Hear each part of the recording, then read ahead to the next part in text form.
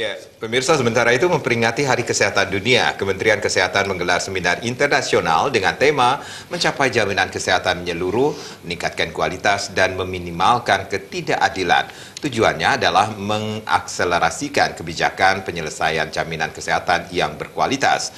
Acara ini dihadiri perwakilan WHO untuk Asia dan Pasifik, Bank Dunia, Kemenkes, dan BPJS.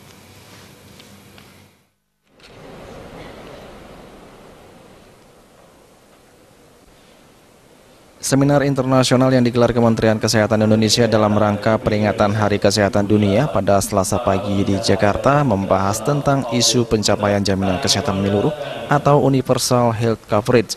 Acara yang dibuka langsung oleh Menteri Kesehatan ini dihadiri oleh perwakilan WHO untuk Asia Tenggara dan Pasifik, Bank Dunia, para ahli kesehatan masyarakat, Kementerian Kesehatan, dan juga BPJS.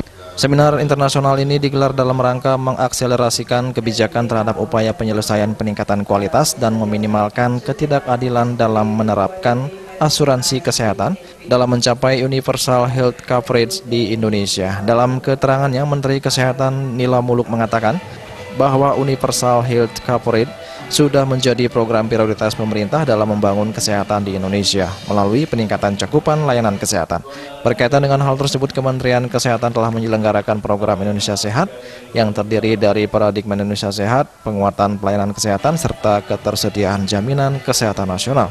Menkes juga memastikan adanya jaminan kemudahan akses layanan kesehatan masyarakat baik dalam upaya kuratif, promotif, dan rehabilitatif pada semua lapisan masyarakat, serta jaminan adanya ketiadaan risiko finansial yang dihadapi masyarakat yang membutuhkan layanan kesehatan.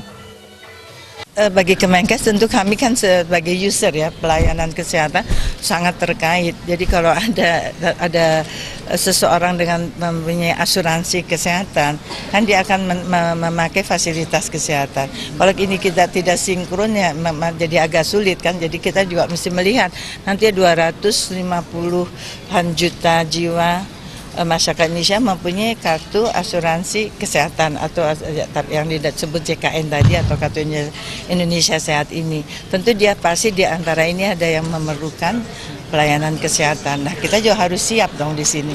Jadi kalau kita tidak siap di sini nanti ini timpang jadinya. Jadi artinya tadi kita melakukan kendali mutu juga dengan kendali biaya. Tadi yang tadi biaya.